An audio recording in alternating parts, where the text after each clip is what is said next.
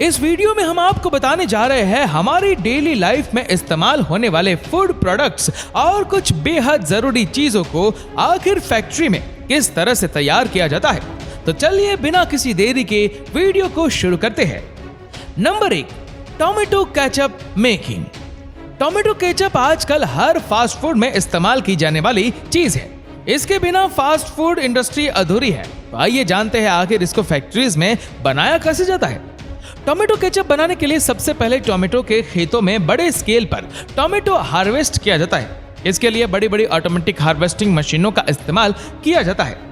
ये ऑटोमेटिक मशीनें टमाटर के पौधों को डायरेक्ट ही जमीन से काट कर उन्हें कन्वेयर के थ्रू अंदर कंटेनर में लेती जाती है और यहाँ अंदर लगे फिल्टर मशीनें टमाटर को उनके पौधों से सेपरेट करते हुए उसमें से टमाटर को अलग कर देती और इस टमाटर को ये अलग कंटेनर में इकट्ठा करती जाती है। जब यह मशीन टमाटर के पूरे पौधे को काटती है तो इसमें कच्चे और पक्के सभी तरह के टमाटर आ जाते हैं। इसीलिए फिर एक ऑटोमेटिक स्कैनर के जरिए इसमें से सफेद वाले टमाटर यानी कि कच्चे टमाटर को इनमें से फिल्टर कर लिया जाता है। फिर इन टमाटर को एक अलग कंटेनर में लोड कर लिया जाता है। फिर इन सभी पके हुए टमाटर को टोमेटो केचप बनाने की फैक्ट्री तक लाया जाता है। यहाँ इन सभी टमाटर को एक बड़े पानी के कंटेनर में डाला जाता है। यहाँ इन टमाटर को वॉश करते हुए इन्हें कन्वेयर के थ्रू आगे भेज दिया जाता है। अच्छे से टमाटर को क्लीन करने के बाद इन सभी टमाटर को उबलते हुए पानी में डाला जाता है। यहाँ उबलते हुए पानी में इन टमाटर को काफी देर तक उबाला जाता है। जब इन टमाटर की ऊपरी स्किन गलने लगती है तो फिर इन टमाटर को एक कन्वेयर की मदद से इस गर्म पानी में से निकाल दिया जाता है और इन उबले हुए टमाटर को कन्वेयर के थ्रू आगे भेजा जाता है, जहां कुछ ऑटोमेटिक मशीनों द्वारा इनके छिलकों को इन पर से हटा लिया जाता है। ऑटोमेटिक मशीन द्वारा इनके छिलके हटाने के बाद इन सभी टमाटर को कन्वेयर के थ्रू वर्कर्स की एक टीम के पास भेजा जाता है, जहां पर इन टमाटर की मैन्युअली छटाई होती है ताकि इनमें कोई बिना छिला हुआ टमाटर ना रह जाए। इसके बाद इन सभी टमाटर को फिर से एक बार कन्वेयर पर डालकर आगे एक मिक्सिंग मशीन तक पहुंचा दिया जाता है। यहाँ ये मशीनें इन टमाटर को क्रश करके इनका सॉस बनाती है और यहीं पर इनमें कुछ जरूरी इंग्रेडिएंट्स और प्रिजर्वेटिव मिला दिए जाते हैं, जो कि इसके टेस्ट के साथ इसके उम्र को भी बढ़ा देते हैं। Number 2, sugar making process. Sugar बनाने के लिए सबसे पहले खेतों में से गन्ने को काटा जाता है और फिर इन्हें ट्रकों में लोड करके शुगर मिल तक लाया जाता है। फिर इन गन्नों को एक कटिंग मशीन के नीचे रखा जाता है, जहां इन गन्नों को छोटे छोटे टुकड़ों में काट दिया जाता है। फिर इन टुकड़ों को पानी के कंटेनर में डालकर धोया जाता है। अच्छी तरह से धोने के बाद इन गन्ने को एक क्रशिंग मशीन से गुजारा जाता है। यहाँ ये मशीन इन गन्नों को क्रश करते हुए छोटे छोटे टुकड़ों में बदल देती है। इसके बाद आप देख सकते हैं कि यह गन्ना बिल्कुल पतले पतले रेशों में कन्वर्ट हो जाता है। फिर इस गन्ने को कन्वेयर के थ्रू जूस निकालने वाली मशीन तक ले जाया जाता है। यहाँ इन गन्नों को मल्टीपल रोलर्स के बीच से गुजारा जाता है, जहाँ अच्छे से इनका पूरा जूस निकाल लिया जाता है। अब इस गन्ने के जूस को अलग कंटेनर में इकट्ठा कर लिया जाता है। फिर इस गन्ने के जूस में सल्फर डाइऑक्साइड मिलाया जाता है। इसी केमिकल की वजह से चीनी के दाने क्रिस्टल की फॉर्म में आते हैं। इसके बाद इस पे लाइम पाउडर मिलाया जाता है। लाइम पाउडर मिलाने के बाद इस जूस को कुछ घंटों तक यूं ही छोड़ दिया जाता है। यही लाइम पाउडर गन्ने के जूस में मौजूद इम्प्योरिटीज को कंटेनर की निचली सतह पर बैठा देता है। फिर ऊपर बचे इसी शुद्ध जूस को आगे एक्वेटर में भेजा जाता है, जहां इसे काफी हाई टेम्परेचर पर गर्म किया जाता है, जिससे इसका पानी वेपराइज हो जाता है और इसमें सिर्फ शुगर का प्योर सिरप बचता है। धीरे धीरे यह सिरप गाढ़ा होते जाता है और इसमें चीनी के क्रिस्टल्स बनने लगते हैं। फिर इस सिरप को स्टील से गर्म किया जाता है, जिससे इसका बचा हुआ मॉइस्चर हट जाता है और यह चीनी के क्रिस्टल इसके कंटेनर की दीवार के ऊपर चिपकते जाते हैं। फिर इन चीनी के दानों को पानी के प्रेशर की मदद से वॉश किया जाता है, जिससे ये व्हाइट क्रिस्टल की फॉर्म में आ जाते हैं।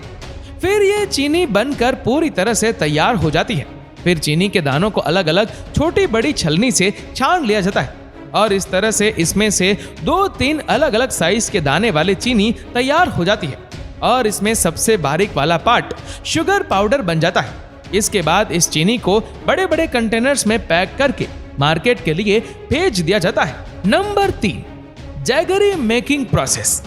जैगरी यानी कि गुड़ बनाने की प्रोसेस भी लगभग शुगर बनाने की प्रोसेस के जैसे ही होती है। इसमें भी गन्नों को खेतों से काट कर उन्हें ट्रक में लोड करके फैक्ट्रीज तक लाया जाता है।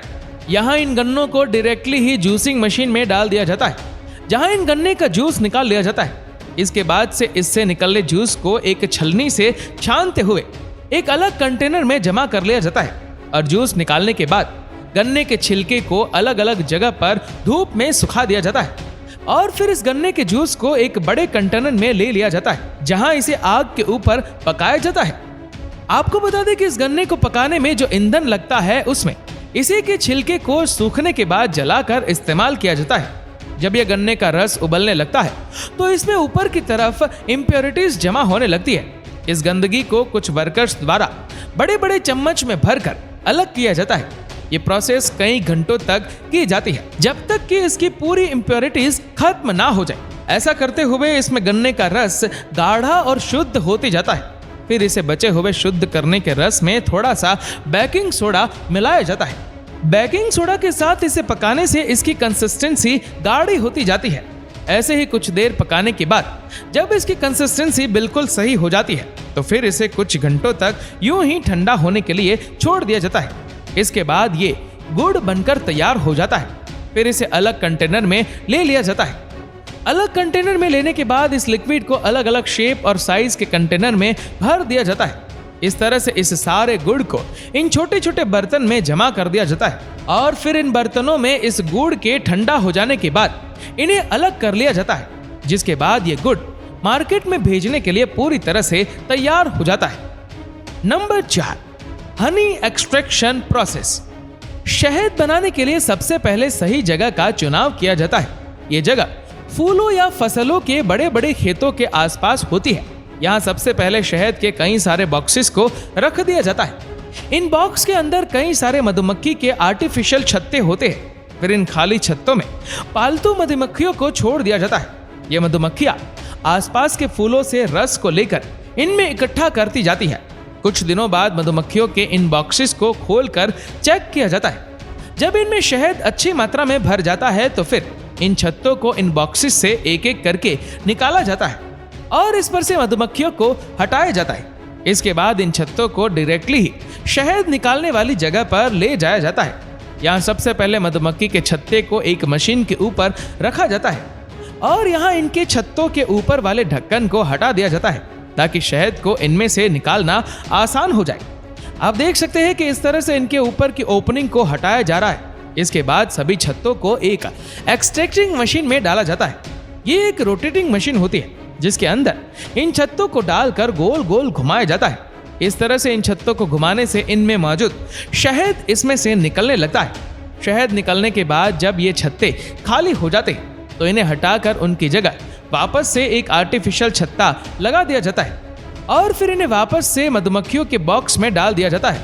इस तरह से मधुमक्खी पालन से काफी जल्दी और ज्यादा क्वांटिटी में शहद को प्राप्त कर लिया जाता है और फिर इकट्ठा हुए इसी शहद को ऑटोमेटिक मशीन के जरिए अलग अलग साइज की कांच के जार में भरकर मार्केट में भेज दिया जाता है।